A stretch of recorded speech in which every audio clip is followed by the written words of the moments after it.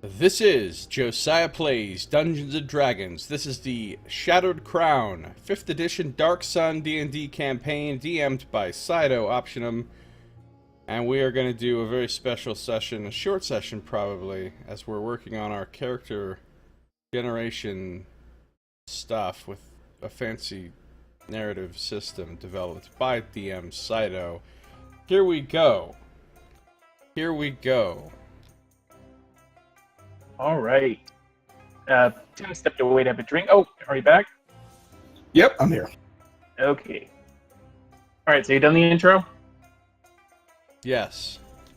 All right, no other issues, right? No other issues. Everything is smooth sailing from here on out. Okay. All right. So, first off, I want to welcome our new player, Tim, who is taking the place of Jen. Jen, of course, Jen, after the last session, in which she was killed by her own hair, she thought about things, considered it, and proceeded to go and hunt me down and murder me. She's in prison now, and I'm a ghost. We've all been there. Yeah. Sounds legit. Sounds like I have some big shoes to fill. It's basically like Hotel Beau Séjour over here. Like a poltergeist. Oh, all right. So today's session, we will be pretty much. Tim, do you have anything you want to say to mark this great occasion? No, just thanks for the invite. Happy to be here. Okay. So as I previously said, this session will basically be setting up your characters with some special elements. But before we do that, let's have a little bit of narration.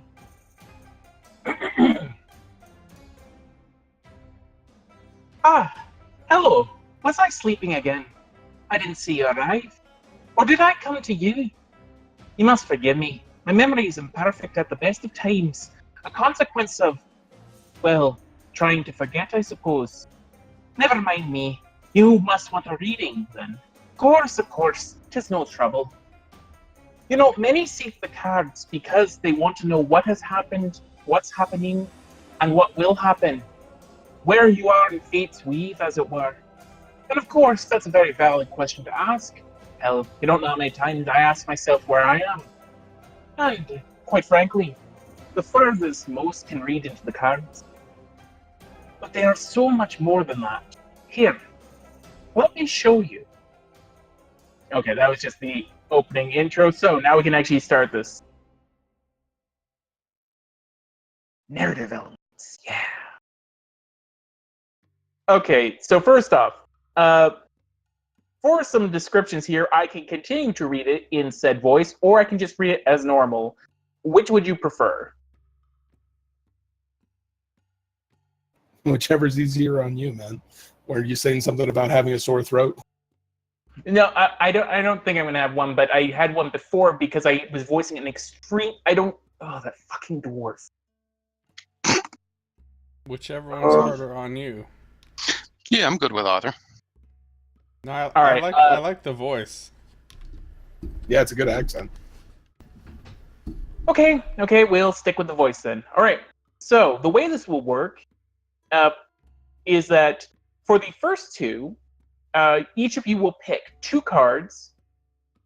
You just tell me which cards you want to pick, and I will basically show you what they are, and I'll explain a bit about basically a short little description that will hint at what they will do, and then you pick which card you want. The first row represents your past, your character's past. The middle row, their present and sort of ethos. And the last row, in which you'll only pick one card, that represents your character's ultimate destiny. Now, again, it's not... How should I put it? Don't worry too much about the setting really hard specifics in place, but it will... But at the same time, note that this will set into motion some very important changes. Basically, what you do now will set the stage for the rest of the campaign, so no pressure. Nice. Yeah? Okay, so, Tim, since you're new here, why don't you start us off? Just tell me which 2 cards from the first row you want to pick, and we'll get started. Why don't we do bookends for the first row? So the farmost left, farmost right. Okay. And those would be... Okay, A solid choice. All right, got your 2 cards here. All right, your first card. So I just have to thing here.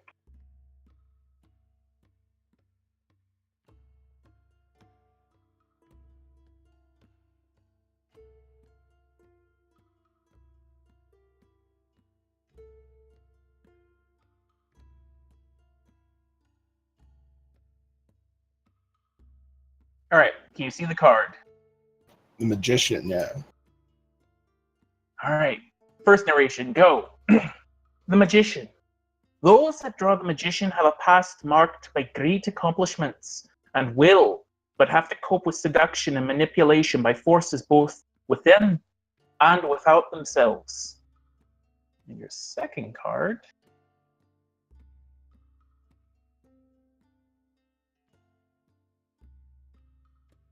The Hierophant. Those that draw the Hierophant have a past marked by defending the orthodoxy or group against those who would challenge it, but also challenging it themselves. They enjoyed great power and respect, yet at the cost of personal freedom.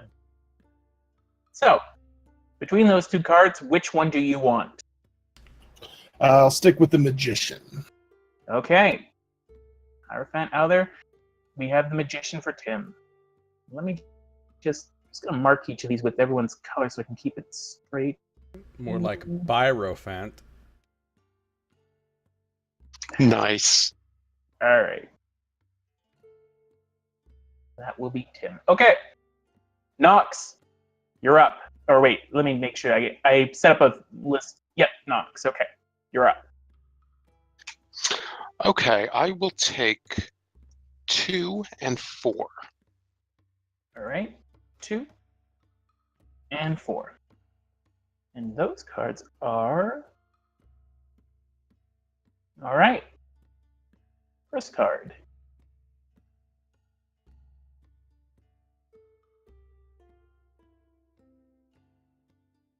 The High Priestess.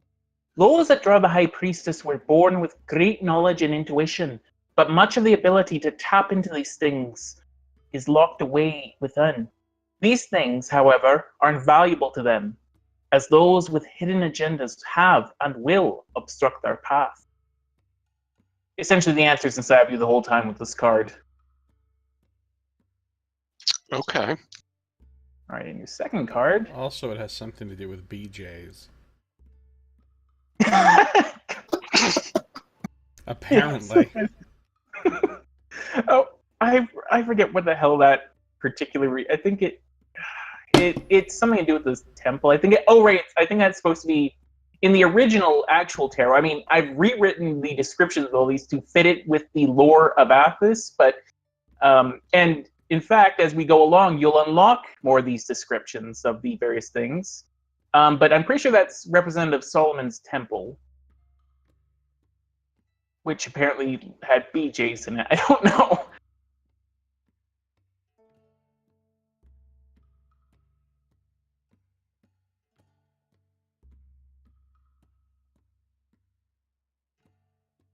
Speaking of BJs. The Lovers. Those who draw the Lovers have a history of great loves, romantic or otherwise, but have also had to suffer tremendous loss either of these loves or because of them. So, which one, Nox? No pressure. The High Priestess would definitely work for me. Okay, High Priestess.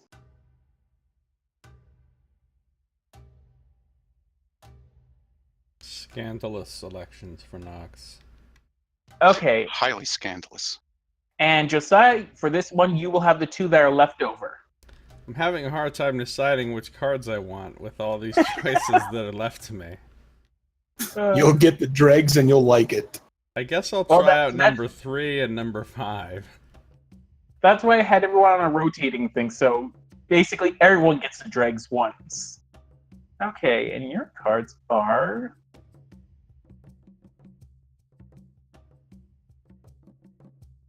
Ooh. Oh, one sec, I have to line it up. There we go. The Hermit. Those who draw the Hermit spend much of their past in isolation, be it physical, emotional, or both, and in the solitude have found great wisdom, but also great loneliness, whether they care to admit it or not. They are self-guiding and able to chart their own path, but whether they care to take companions along with it, much less change it or follow another's path, is uncertain. And the second one is probably the one that Ada would have picked if she was in this game. The intellect devourer. God damn you, no. Fucking intellect. God damn it. I'm sad that it's not in this campaign because I don't get to use it against a certain player. Alright. The Wheel of Fortune. Those that draw the Wheel of Fortune have paths marked by chaos and shifting fortunes. Whether the impetus for each event was highly planned or impulsive, the results have been subject to fate's whims for good or for ill. At the same time, these individuals find themselves drawn inexorably towards their destiny more so than any other, the many realms of possibility coalescing to one ultimate fate. Alright? The Hermit. Alright. Get that Spoony Ada card out of here. Okay. Yes, Spoony. Okay. Alright, so there you go. We have your pass. Is everyone happy with their selection? Yeah, I am. Yeah, for sure. Alright. Then we can begin the second stage. This is basically the exact same thing. This one will, whereas this one will, these past ones will typically give you bonuses in terms of your pre-existing knowledge and connections, things like that. And also they give you a little bit of a seed to plant into your backstories if you'd like. This next one will more determine where your character is when they begin this campaign and will provide a lot of your early game sort of setup, whereas the last row, of course, will be more end game. So, for this one, Josiah will be taking the first one. Okay. I want to look at the two on the far left. All right, two on the far left. Those are...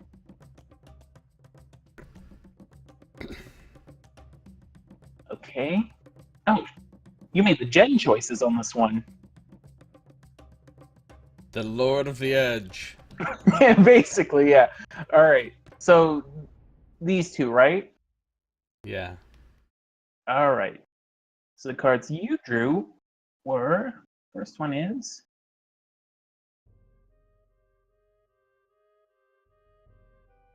the Empress. Those that draw the Empress seek creation, but also control. Though their strength of will is powerful, they remain dependent upon others emotionally and or physically. Theirs is a path which can lead to great power over others. But whether this power is used to foster these others' prosperity or utterly crush it is their decision alone. And the second one is...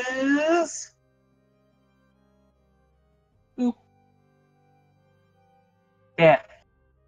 Those that draw death are in a state of transition, regardless of whether they desire it or not. Indeed, oftentimes they will seek to oppose these transitions, as it is the nature of life to seek permanence despite its inherent ephemerality. Yet the death card does not simply represent general transition, it also represents the greatest of transformations, for which they who share this card will inevitably experience. It is up to them whether this transformation presents them with unparalleled opportunity or utter disaster. All right, make your choice. I'll take death. All right.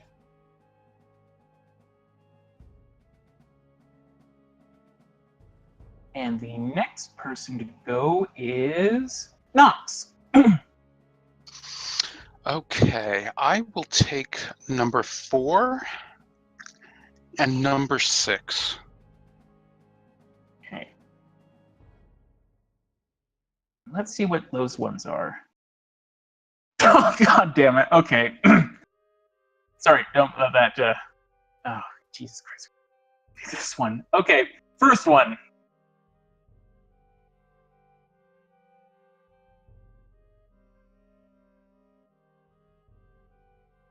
Temperance. Those that draw the Temperance card lead a life marked by competing ideas and entities.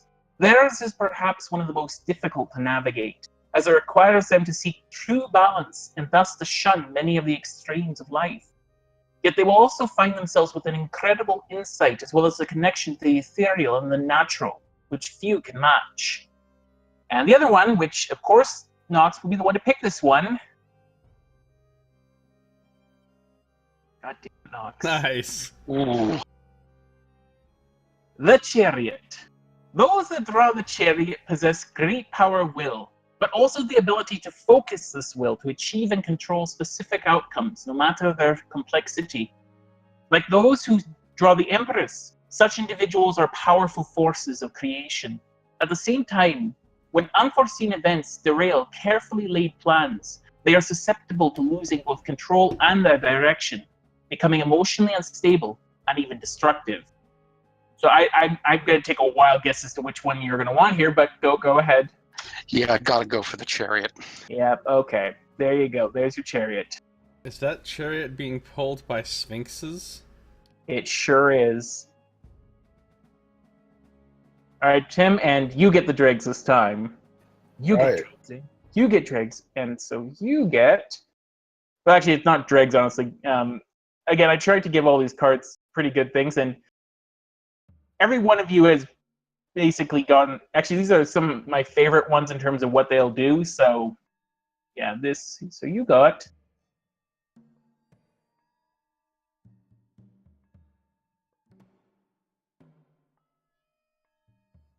Strength.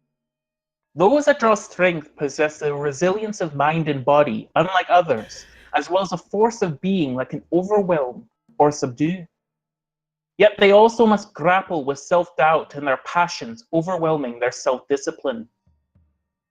And the second one, and one which I kind of wish Josiah had drawn just so I could see what his reaction would have been. Ooh. The card. This is the card that represents Josiah, of course. Justice. Those that draw justice have an extremely developed sense of what is permissible and what isn't. Though this is not necessarily tied in any way to morality, they cannot tolerate lies and possess an ability to discover the truth like no other.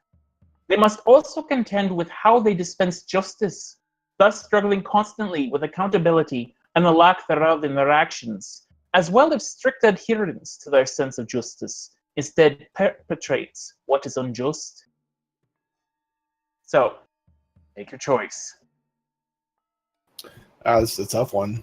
Those are both really cool cards. I think for this character, I'm going to go with Strength. All right, strength.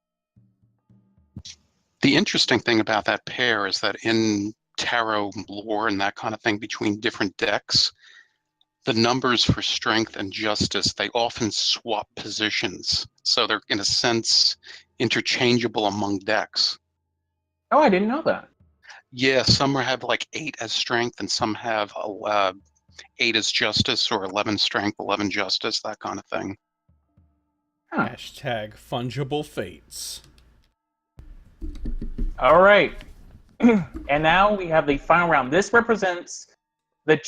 Now, this one, unfortunately, won't get changed with, but that's because this one is the one that's the most flexible.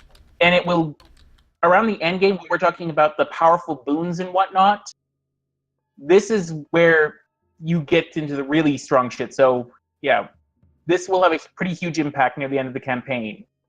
Yes, Nox. Hashtag like boon. Nice. Okay. So, Nox, you start off this time.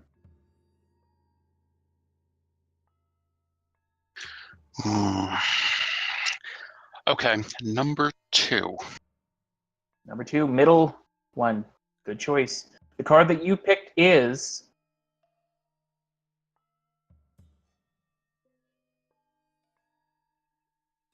the Sun.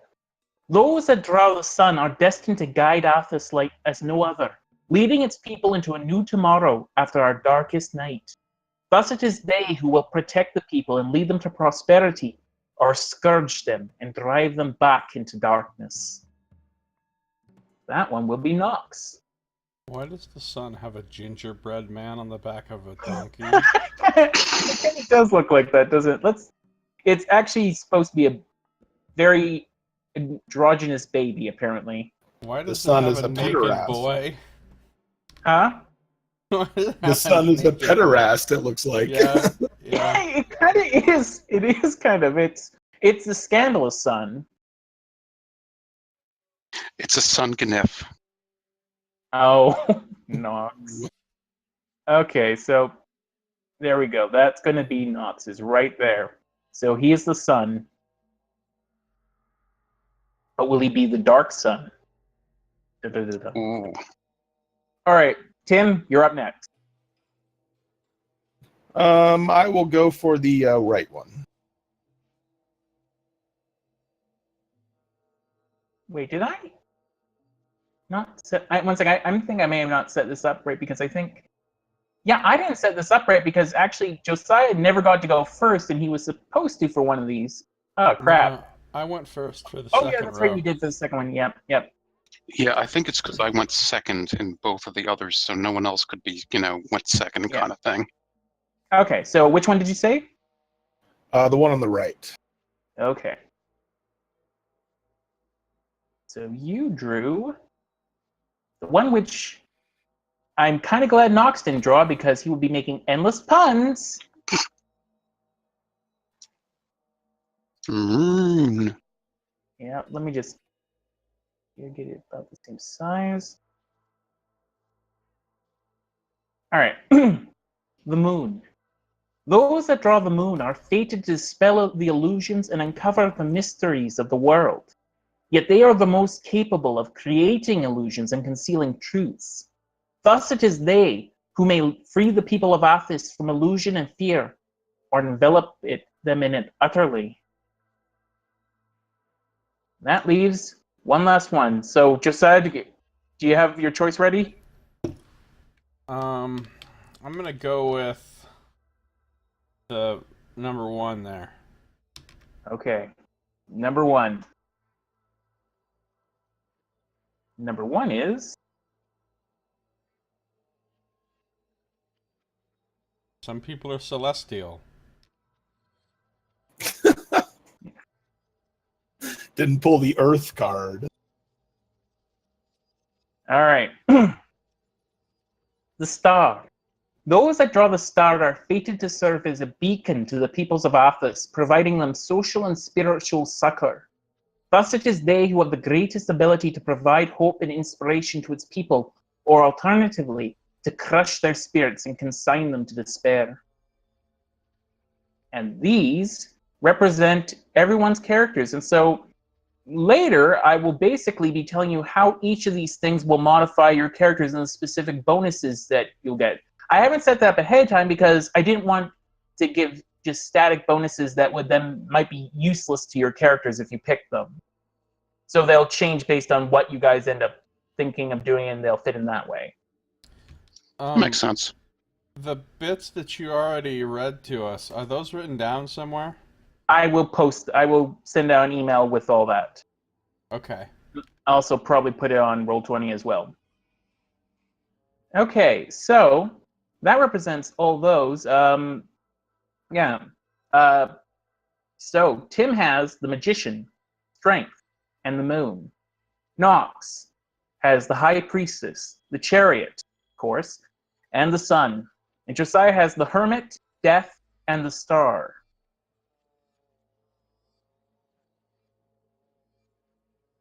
So now, once again, narrator time. Well, that was not what I expected. Then again, aside from waking up in strange places, there's precious little I do expect. But you concede, can't you? You know what I was speaking of. In that case, we're done for now. Don't worry about the payment. I never charge for reading the cards. As I said, many come to the cards expecting answers. but they don't understand that they must supply those. The cards are his fate, and fate isn't an answer, it's a question. And the question is this: what are you? And that concludes our opening session, or this setup here, and music. All right. So that was basically, yeah, as I said, it was pretty brief, about 40 minutes.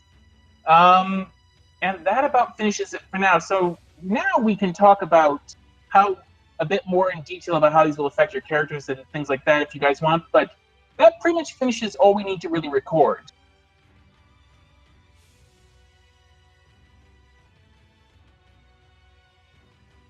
So if you want to end the recording for YouTube, Josiah? Yeah, okay, sure.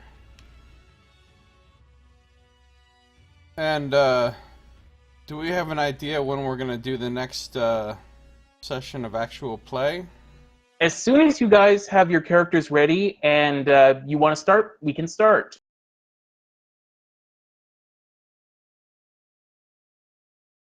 Alright, let me do a super professional outro then. That's going to do it for this episode. This has been Josiah Plays Dungeons & Dragons, the 5th edition Dark Sun D&D campaign entitled The Shattered Crown with DM Scito. Thanks for watching. We'll see you next time.